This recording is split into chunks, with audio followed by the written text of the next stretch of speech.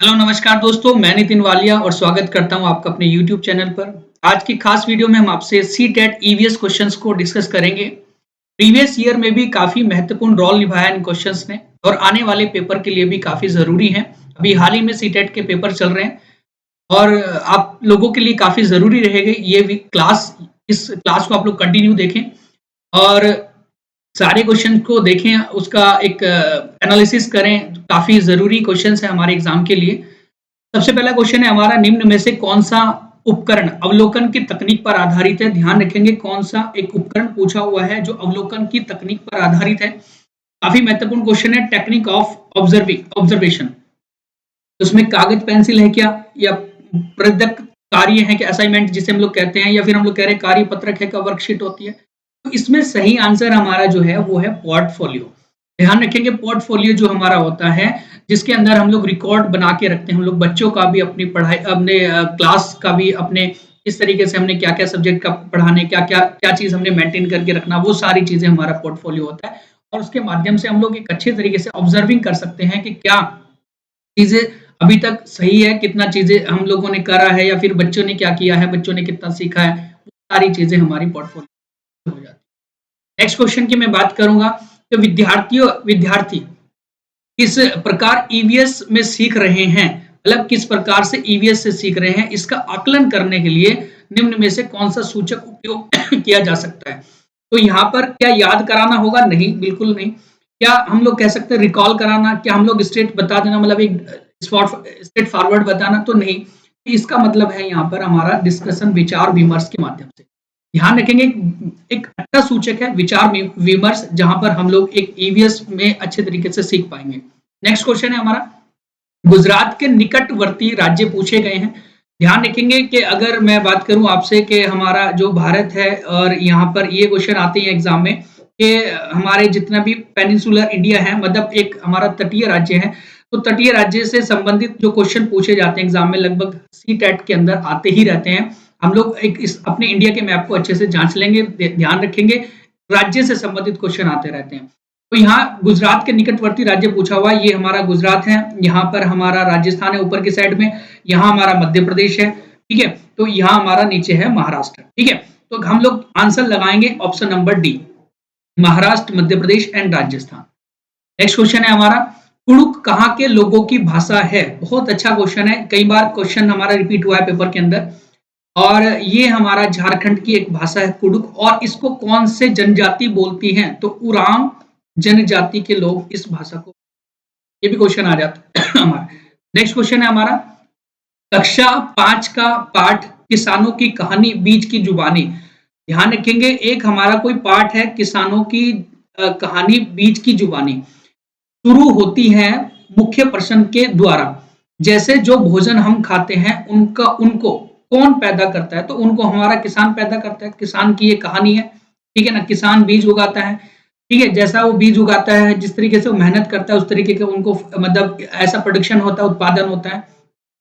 तो इस प्रश्न से बच्चों को क्या चीज सीखने को मिलेगी? बच्चों की सोच में नई दिशा को लेकर ये चीजें एक काफी इंपॉर्टेंट है। बच्चों के सीखने की प्रक्रिया में सहायता करती है। देखो सीखने में सहायता करती है, लेकिन अगर बेहतर ऑप्शन हमें इससे भी कोई मिल रहा है तो हम लोग उसको आंसर को ढूंढेंगे। बच्चों की स्मरण आधारित कौशलों के विकास में सहायता करती है, तो ठीक है, चीजें हैं सही है, लेकिन हम लोग एक बेहतर आंसर को तलाशेंगे। शिक्षक को कक्षा में अनुशासन बनाए रखने में सहायता करती है, ये तो हो ही नहीं सकता बिल्कुल भी। तो इसका सही आंसर हमारा जो जाएगा वो है हमारा, बच्चों की सोच में नई दिशा को लेकर नई दिशा में लेकर जाती है, तो ए ऑप्शन भी राइट है इसका, ठीक है। बच्चों को सीखने की प्रक्रिया में सहायता करती है, ये भी सही आंसर है इसका। तो ऑप्शन नंबर ए और बी दोनों इसके सही आंसर है। क्वेश्चन काफी इंपॉर्टेंट है। नेक्स्ट क्वेश्चन है हमारा, निम्नलिखित में से क्या प्राथमिक स्तर पर पर्यावरण अध्ययन शिक्षण का उद्देश्य है? देखो प्राथमिक स्तर पर अगर पर्यावरण अध्ययन का एक शिक्षण का उद्देश्य पूछा जाता है, तो कई सारे उद्देश्य होते हैं, कई सारे ऑब्जेक्टिव होते हैं। जैसे रूढ़िवादी चीजों को समझाना, तो एक उसके प्रति रूढ़िवादी जो हमारी एक परंपरा होती है उसके प्रति संवेदनशील बनाना, ठीक है ना। इसके अलावा हम लोगों को कह सकते हैं कि पशु होते हैं, पक्षी होते हैं, उनके प्रति संवेदनशील बनाना। तो ऐसे करके कई सारे जो हमारा चीजें होती हैं, तो उन सब पर उनका सबका उद्देश्य हमारा होता है प्राथमिक स्तर पर। तो लेकिन हमें एक ऑप्शन के हिसाब से छांटना होता है। तो ऑप्शन नंबर फर्स्ट है हमारा पर्यावरण मुद्दों पर जागरूकता का विकास करना। जी हाँ, बहुत ज्यादा इंपॉर्टेंट पॉइंट है। पर्यावरण मुद्दों, जितने भी पर्यावरण मुद्दे हैं, चाहे पेट्रोल खत्म हो रहा है, डीजल खत्म हो रहा है, या फिर हम लोग ये कहते हैं कि जो इलेक्ट्रिक व्हीकल है उसको बढ़ावा देना होता है हमारा, या सार्वजनिक स्थल, सार्वजनिक जो हमारे एक वाहन होते हैं, उन सार्वजनिक वाहनों पर को बढ़ावा देना। तो ये सारे पर्यावरण मुद्दे होते हैं हमारे। पर्यावरण मुद्दों पर जागरूकता का विकास करना बहुत ज्यादा सही आंसर है, ध्यान रखेंगे। तो नेक्स्ट क्वेश्चन है हमारा, निम्नलिखित में से क्या पर्यावरण अध्ययन के पाठ्य चर्या के सुझावित थीम का उप थीम है? ध्यान रखेंगे कि हमारे जो हमारा जो एक एनसीएफ 2005 है, एनसीएफ 2005 जो है हमारा, उस 2005 के अंदर पर्यावरण की थीम दी गई है, और वो थीम कितनी है हमारी? वो है 5 थीम। ठीक है, ये तो पता ही हमें। तो 5 थीम क्या है हमारा? परिवार मित्र भी है, हम चीजें कैसे बनाते हैं वो भी है, आवास भी है, है ना, इसके अलावा जल भी है। ठीक है, तो यहाँ पर क्या है कि परिवार और मित्र के अंदर ही एक उप थीम आती है।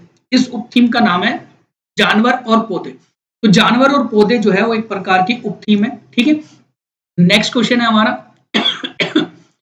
सीखने के सिद्धांत पर पर्यावरण अध्ययन आधारित होता है। निम्नलिखित में से कौन से सीखने के सिद्धांत पर पर्यावरण अध्ययन आधारित होता है? सीखने के, ये यहाँ पर शिक्षण सूत्र दिए गए,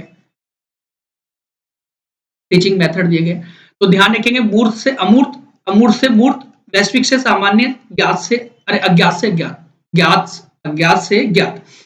यहाँ पर चीजें जो हमने बच्चों को दिखाई है, जो उन्होंने स्पर्श करी है, उसके बाद हम लोग इन चीजों को पढ़ाते पढ़ाते हम लोग ऐसी चीजों की एक उनसे कल्पना कराते हैं जो उन्होंने चीजें नहीं देखी है। हमने कहा कि पक्षी उड़ता है, पक्षी उड़ता है तो पक्षी उन्होंने देखा हुआ। हमने कहा कि अगर क्या होगा यदि घोड़े के पंख होंगे तो वहां बच्चा क्या करेगा? कल्पना करेगा। अमूर्त चीज उसको कहते हैं हम लोग। तो वो एक सोचेगा कि घोड़ा भी उड़ रहा है, घोड़े के पंख हैं।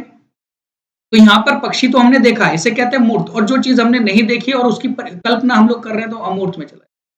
तो सही आंसर है हमारा मूर्त से अमूर्त, ये सही है शिक्षण सूत्र। ठीक है, नहीं तो हमारा सामान्य से वैश्विक होता है, ज्ञात से अज्ञात होता है। ठीक है, नेक्स्ट क्वेश्चन, व्यवसाय में रूढ़िवादी छवि के मुद्दों के प्रति विद्यार्थियों को संवेदनशील करने का प्रभावशाली तरीका क्या है? एक संवेदनशील करना, संवेदनशील बनाना होता है बच्चों को। जब हम लोग क्लास में पढ़ाते हैं तो बच्चों को हमें संवेदनशील बनाना ही होता है। तो इसके लिए अभी अगर बच्चों को हम लोग संवेदनशील बना रहे हैं एक रूढ़िवादी छवि के प्रति, तो हम लोग क्या करेंगे? सामाजिक मीडिया के माध्यम से हम लोग देखते हैं कि कुछ गलत चीजें भी दिखाई जाती हैं, जहां पर कुछ एक कई सारी चीजें होती है, लिंग भेद होता है, और या फिर हम लोग ये कह रहे हैं कि कास्ट सिस्टम होता है, या फिर कई सारी चीजें ऐसी हम लोग देखते हैं। तो यहाँ समाचार पत्र के अंदर भी हम लोग नहीं स्पष्ट कर सकते बच्चों को, रेडियो के माध्यम से नहीं कर सकते। तो बच्चों जिसमें रुचि लेंगे, जिस कहानी के आधार पर बच्चे रुचि लेंगे, या फिर किसी नाट्य प्रस्तुत के माध्यम से बच्चे रुचि लेंगे, तो उसके माध्यम से हम लोग बच्चों को संवेदनशील बना सकते हैं। तो नुक्कड़ नाटक एक काफी इंपॉर्टेंट है हमारा, इस क्वेश्चन का आंसर कई बार पेपर में आया हुआ है ये वाला प्रश्न। नेक्स्ट क्वेश्चन है हमारा, निम्नलिखित राज्यों में से किसके बगीचों में तेज पत्ता, काली छोटी इलायची, बड़ी इलायची, काली मिर्च इत्यादि उगती है? तो आपका सही आंसर लगेगा ये है हमारा राज्य। ठीक है, तो सही आंसर हमने ध्यान रखना है। एक क्वेश्चन ये भी पूछा जाता है एग्जाम में कि जो हमारा गरम मसाला होता है, तो गरम मसाले में कौन कौन सी चीजें काम आती है? तो आप हमें कमेंट बॉक्स में बता सकते हैं क्या क्या चीजें जरूरी होती है हमारी जो तेज पत्ता। ठीक है, तो नेक्स्ट क्वेश्चन है हमारा, नीचे दिए गए किस रोग के प्रकरण में, नीचे दिए गए किस रोग के प्रकरण में डॉक्टर रोगियों को गुड़, आंवला और हरी पत्ते वाली सब्जियां खाने के लिए कहता है? तो इसका सही आंसर हो जाएगा हमें, जब हमारे शरीर के अंदर रक्त की कमी होती है तो उस रोग को हम लोग क्या कहते हैं? एनीमिया कहते हैं। तो रक्त की कमी होना या फिर हीमोग्लोबिन की कमी होना, ठीक है, हीमोग्लोबिन की कमी होना, ये सारे के सारे रोग हमें एनीमिया मतलब एनीमिया रोग होता है। और हीमो का मतलब होता है हमारा लोहा, ठीक है, और यहाँ पर ग्लोबिन है हमारा एक प्रकार का प्रोटीन, और लोहे और प्रोटीन से मिलकर बनता है हमारा हीमोग्लोबिन। तो यहाँ लोहे की कमी होगी तो हीमोग्लोबिन की कमी हो जाएगी, हीमोग्लोबिन की कमी होगी तो रक्त की कमी हो जाएगी, रक्त की कमी होगी तो हमारी एनीमिया होगी। ठीक है, सही आंसर है हमारा एनीमिया के। रोगियों को इस तरीके की चीजें खाने के लिए सलाह दी जाती है। नेक्स्ट क्वेश्चन है हमारा, भोजन किस प्रकार से खराब होता है? इससे संबंधित प्रयोग के संचालन में एक पर्यावरण अध्ययन का शिक्षक बच्चों की सहायता करता है। निम्नलिखित में से इस प्रयोग में प्रक्रिया आधारित सीखने का उद्देश्य नहीं होगा। तो काफी एक जरूरी क्वेश्चन, इंपॉर्टेंट भी है हमारे लिए। तो भोजन किस प्रकार खराब होता है, पहले तो हमें ये चीजें देखो, भोजन पहले कैसा दिखाई देता था, कैसा था, ठीक है ना, या उसमें से कैसी खुशबू आई थी, ठीक है, उसमें से कैसी खुशबू थी, ठीक है, उसके बाद उसमें क्या चीजें चेंज हुई आगे चलकर, मतलब जिस समय भोजन खराब हुआ तो क्या चीजें उसके अंदर परिवर्तन हुआ। तो इन सभी चीजों के लिए हम लोग क्या करते हैं कि उसका अवलोकन करते हैं। कभी भी ऐसी प्रकार का कोई क्वेश्चन होता है तो ऑब्जर्विंग हमने करी है कि हाँ भाई किस प्रकार से पहले था और अभी फिलहाल ये कैसे दिखाई दे रहा है, तो हमने अवलोकन किया और अवलोकन करने के बाद सूचना दर्ज करी है। तो ये हमारा सही आंसर चला जाए, भोजन किस प्रकार से खराब होता है संचालन में एक पर्यावरण अध्ययन का शिक्षक बच्चों के साथ है। तो निम्नलिखित में से इस प्रयोग में प्रक्रिया आधारित सीखने का उद्देश्य नहीं होगा। सॉरी, क्वेश्चन पूछा हुआ है नहीं होगा, तो ध्यान रखेंगे स्मरण करना नहीं होगा। ठीक है, स्मरण करना नहीं होगा, बस ध्यान रखेंगे। विश्लेषण करना भी है, एनालिसिस करना भी है, एक्सपेरिमेंट भी करना है, प्रयोग करना भी है और अवलोकन और सूचना तक। ठीक है, तो ये क्वेश्चन में नहीं पूछा हुआ है, क्वेश्चन भी आप लोग अच्छे से ढंग से पढ़ के जाओगे पेपर के अंदर। यहाँ पर ये निगेटिव है तो स्मरण करना। ठीक है, नेक्स्ट क्वेश्चन है हमारा, एक ईवीएस पर्यावरण अध्ययन की शिक्षिका एनसीईआरटी के एक पार्ट सेकंड फुलवारी पढ़ा रही है। मतलब कोई पार्ट है हमारा सेकंड नंबर का और फुलवारी नाम है उसका, फूलों की घाटी, फुलवारी इत्यादि जो भी है, पढ़ा रही है। शिक्षण के लिए वह निम्न में से किस संसाधनों का उपयोग कर सकती है? देखो, जब भी वो फूल के बारे में पढ़ा रही है, ठीक है, फ्लावर के बारे में पढ़ा रही है, तो भारत में अलग अलग प्रकार के फूल कहाँ कहाँ पर होते हैं, तो हम लोग मानचित्र का, मधुबनी चित्रकला जो एक फूलों से मतलब बनाई जाने वाली एक हमारी चित्रकला है, मधुबनी कला, ठीक है, बिहार के अंदर प्रयोग में लाई जाती है। विभिन्न स्थानीय फूल भी दिखाएंगे हम लोग, कार्य पत्रक भी दिखाएंगे जो भी वर्कशीट है, वर्कशीट के माध्यम से हमने क्या क्या चीज अभी तक बनाई है, क्या नहीं। तो ऐसा क्वेश्चन आया हुआ है पेपर में, ध्यान रखेंगे, इंपॉर्टेंट क्वेश्चन है। फुलवारी पढ़ा रही है, शिक्षण के लिए वह निम्न में से किस संसाधन का प्रयोग करेगी? तो भारत का मानचित्र, मधुबनी, विभिन्न स्थानीय फूल और कार्य पत्रक, ऑप्शन नंबर ए इसका सही आंसर। ठीक है, तो नेक्स्ट क्वेश्चन है हमारा, पौधे विषय के मुद्दे बच्चों के लिए सार्थक हो सकते हैं। मतलब एक हमारा उप थीम में भी आता है पौधे, है ना, और ये ईवीएस के अंदर काफी मतलब यूज भी लाया जाता है। सीटेट के पेपर में क्वेश्चन आते हैं पौधे, प्लांट्स को लेकर। तो विषय के मुद्दे बच्चों के लिए सार्थक हो सकते हैं, इजी हो सकते हैं यदि वे क्या करें, बच्चों को थीम आधारित वर्कशीट दी जाए, क्षेत्र भ्रमण मुद्दों के इर्द गिर्द आयोजित किया जाए। ये हमारा ऑप्शन नंबर राइट है, बिल्कुल। क्यों? क्योंकि जो हमारा क्षेत्र भ्रमण हम लोग करेंगे, बच्चों को लेकर जाएंगे, वो मुद्दों के इर्द गिर्द हो। मतलब अभी हमारा मुद्दा है पौधा, तो पौधे के हमारे इर्द गिर्द, मतलब हम लोग किसी पार्क में जाएंगे, कुछ भी जाएंगे, क्षेत्र भ्रमण करेंगे, तो वहां पर हम लोग पौधों को अच्छी तरीके से अवलोकित करेंगे। पौधे के कौन कौन से भाग होते हैं, किस प्रकार के पौधे होते हैं, क्या क्या उनके कार्य होते हैं, क्या उनकी महत्वता होती है, वो सारी चीजें हमें इस प्रकार से क्षेत्र भ्रमण पर जाते समय सीख जाएंगे हम लोग।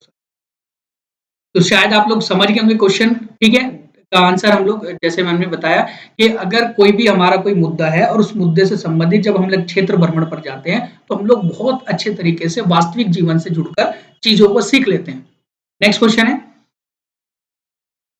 ईवीएस एक अध्यापक ने मतलब एक ईवीएस का अध्यापक है ने अंकुरण विधि को समझाने के लिए, अंकुरण हम लोग जानते हैं जर्मिनेशन जिसे कहते हैं, यहाँ पर इंग्लिश में चीजें दी गई है, जिसको जो इंग्लिश में है बच्चा वो अच्छे तरीके से है, यहाँ पर जर्मिनेशन लिखा हुआ है।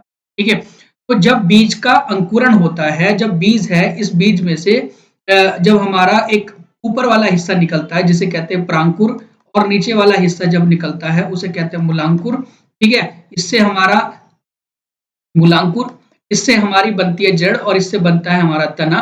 तो जिस समय वो एक बीज फूटना शुरू हो जाता है और उसमें से इस प्रकार से कोई चीज निकलती है, प्रांकुर या मूलांकुर, तो उसे कहते हैं अंकुरण। ठीक है ना। तो जब बीज का अंकुरण को समझाने के लिए विद्यार्थियों को घर के लिए एक क्रियाकलाप देने का निश्चय किया। भाई घर से आप लोग देख के आए होगे अंकुरण होता क्या है। तो निम्नलिखित में से सबसे उपयुक्त कौन सा क्रियाकलाप है? चित्र के साथ चार्ट तैयार करना या करके करा के लाना, इस तरीके से बच्चों को कह सकते हैं। बीज को गमले में लगाना, भी हम लोग बच्चे को कहेंगे बीज बीज को गमले में लगा के देखो। या फिर हम लोग कहते हैं वीडियो क्लिप दिखाना, या फिर एक ऑप्शन है मूंग से अंकुरण। यहां पर ध्यान रखेंगे, ये हम लोग कह सकते हैं मूंग कह सकते हैं, या फिर इसको हम लोग चना भी कह सकते हैं। ठीक है, कोई बीज जो जहां आपको दिखाई दे रहा है जल्दी, तो बीज या चना से अंकुर को निकलते हुए देखना। तो बच्चा वहां वास्तविक चीजों को देख पा रहा है। बच्चा इस प्रकार से वास्तविक चीजों को देख पा रहा है क्योंकि उसने जिस समय बीज देखा और बीज से अंकुरित होते हुए कोई ऐसे उसने एक गंठन निकलती हुई देखी जिसे प्रांकुर कहा जा रहा था। तो उसने देखा, तो वो उसका वास्तविक एक कह रहे एक रियल ज्ञान हो जाएगा।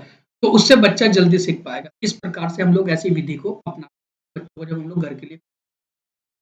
नेक्स्ट क्वेश्चन है हमारा, ईवीएस पाठ्य पुस्तकों के अलावा निम्नलिखित में से कौन ईवीएस सीखने के लिए अधिकतम उपयोगी संसाधन हो सकता है?